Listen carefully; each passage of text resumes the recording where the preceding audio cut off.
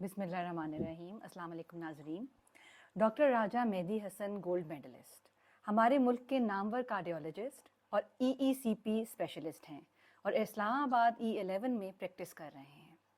Doctor साहब किसी तारुफ के मोहताज नहीं, इनको बेइंतहा अवार्ड्स मिल चुके हैं, जिनमें से सरे फहरिस्त Quaid Azam gold medal, Benazir gold medal, धन 84 gold medal, best doctor award of 2009, best doctor award 2021, achievement award 2018 और बहुत से और, जिनको मैं यहाँ मेंशन नहीं कर सकती, अदरवाइज प्रोग्राम छोटा पड़ जाएगा।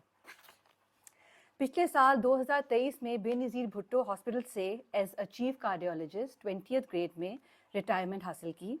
इनका अपना YouTube channel doctor Mehdi Hasan और Facebook page doctor Mehdi heart centre के नाम से है, जिसमें दिल की बीमारियों के बचाव यानी प्रिवेंशन और आगाही यानी अवेयरनेस के मुतल्लिक बताया जाता है।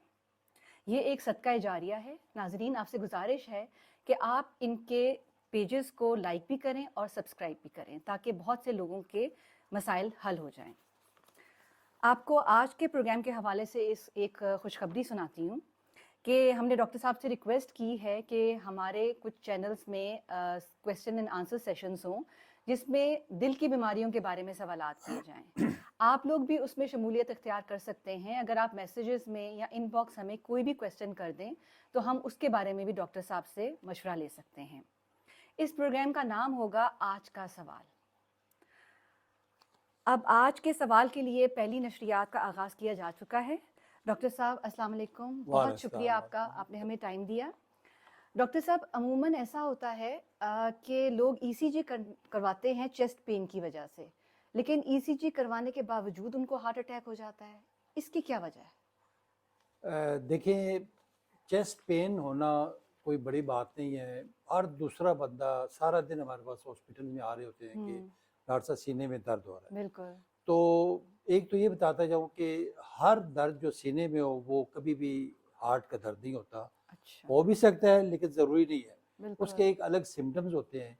लेकिन जिस तरह आपने मतलब ECG के हवाले से क्वेश्चन किया, तो अक्सर सबसे पहला जो मेन हमारा जो टेस्ट होता है वो ECG ही होता है। बिल्कुल। अक्सर हमारे पास जितने भी लोग आ रहे होते हैं, चाहे उनको घबराहट हो रही जी। होती है, चाहे सीने में चुभन हो रही हो, बिल्कुल। चाहे सांस फूल रहा हो, चाहे मैदे में दर्द हो, लोग ECG करवा के हमारे पास आते हैं। बिल्कुल। लेकिन एक चीज़ मैं आपको बताता जाऊँ कि ECG उस वक्त उसमें रिजल्ट आता है, उसमें पॉजिटिव फाइंडिंग्स आती है जब मरीज को कोई या तो हार्ट अटैक हुआ हो या उनको कोई स्कीमिया चल रहा हो। स्कीमिया यानी एंजाइना, यानी दिल की तकलीफ प्रॉपर शरियाने अगर बंद होना शुरू हो जाए तो उसको हम कहते हैं कि वो एंजाइना की तकलीफ है। ठीक है। वो जब तक नहीं होगा उस वक्त तक वो इरेलीवेंट है, मतलब उसमें कोई पॉजिटिव फाइंडिंग नहीं होती। कई दफ़ा ये होता है कि अंडरलाइन डिजीज तो चल रही होती है लेकिन ECG फिर भी हमारे पास नॉर्मल आती है।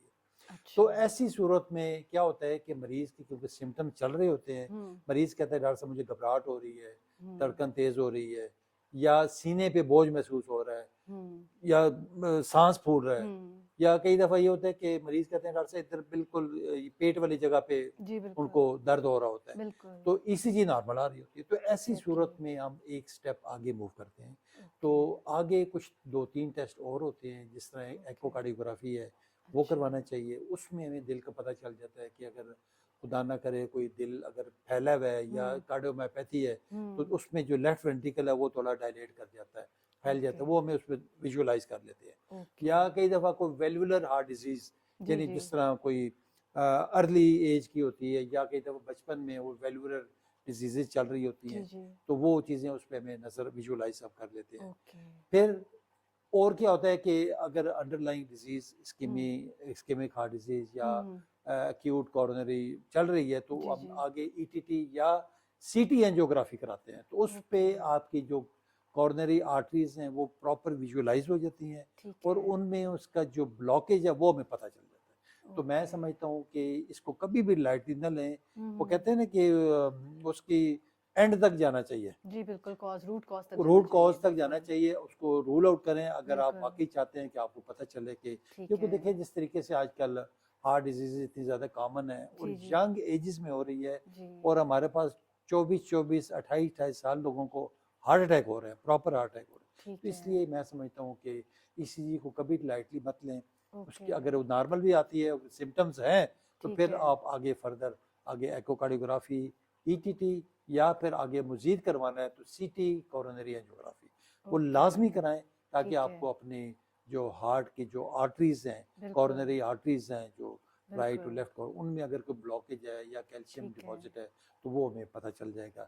بر وقت آپ اپنا علاج کروا سکیں گے, جی اپنی میڈیسن شروع کروا سکیں گے, اور مزید کمپلیکیشن سے اور ایگزیکٹلی بچ مزید جائیں گے. اللہ نہ کرے کوئی ہارٹ اٹیک یا سڈن کارڈیک اریسٹ سے آپ اپنے آپ کو بچا سکیں. چلیں یہ تو بہت انفارمیٹیو تھا.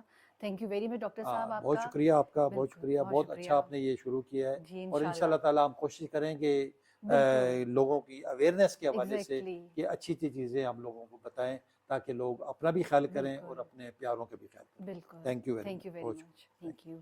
ناظرین, جیسا کہ آپ نے دیکھا کہ اس کویشچن کا آنسر ڈاکٹر صاحب نے بڑا اچھا دیا کہ ہمیں صرف ECG تک کنفائن نہیں رہنا چاہیے بلکہ فردر جو ٹیسٹ انہوں نے ریکمینڈ کیے ہیں ان کو بھی دیکھنا چاہیے.